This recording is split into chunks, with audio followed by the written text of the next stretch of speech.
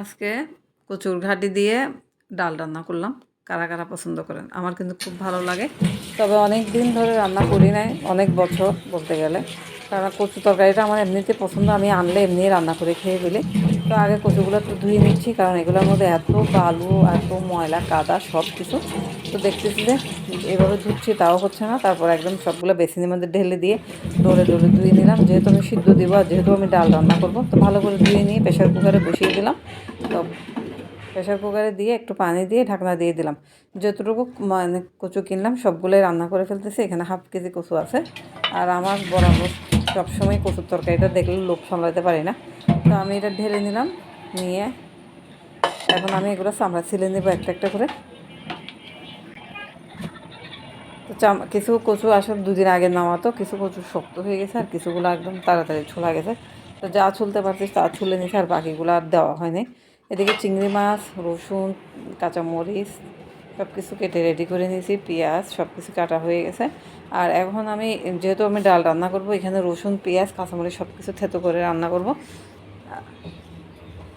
তো সবগুলা কাটা হয়ে গেছে, এখন আমি সবগুলো হামানদিস্তার মধ্যে দিচ্ছি, দিয়ে এগুলো এখন থেতো করব। যে রসুন, দেশি রসুন আর কাঁচামরিচের যে হারে দাম, এগুলো আমি প্রয়োজন করে রাখছিলাম, সেগুলো দিয়ে আমি এখন রান্না করতেছি। আমি এখন কাঁচামরিচ কিনা বন্ধ করে দিছি। তা হামানদিস্তার মধ্যে যতটুকু মানে থেতো করা হবে অতটুকুই দিব, আমি বেশি একটা করব না, নাহলে একদম ব্লেন্ড করে ফেলতাম, একটু গোটা গোটা থাকবে।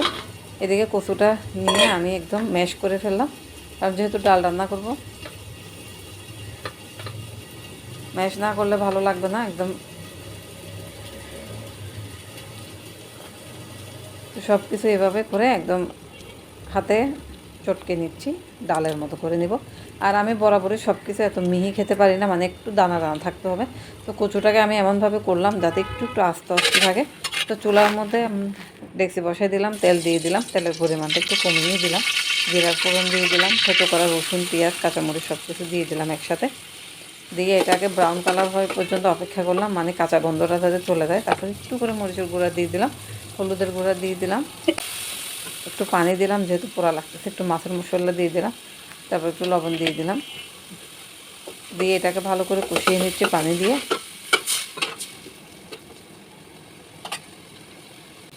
তো এখন আমি এখানে একটু জিরার গুঁড়া দিয়ে দিলাম, তারপর চিংড়ি মাছটা দিয়ে দিলাম। আমার ফ্রিজে এতটুকুই মাছ ছিল, সেই জন্য বেশি দিতে পারিনি। তো মশলা কষানো হয়ে যাওয়ার পর আমি এখানে কচুটা দিয়ে দিলাম। কচুটা দিয়ে এটাকে আবার নেড়ে চেড়ে একটু করে কষিয়ে নিলাম।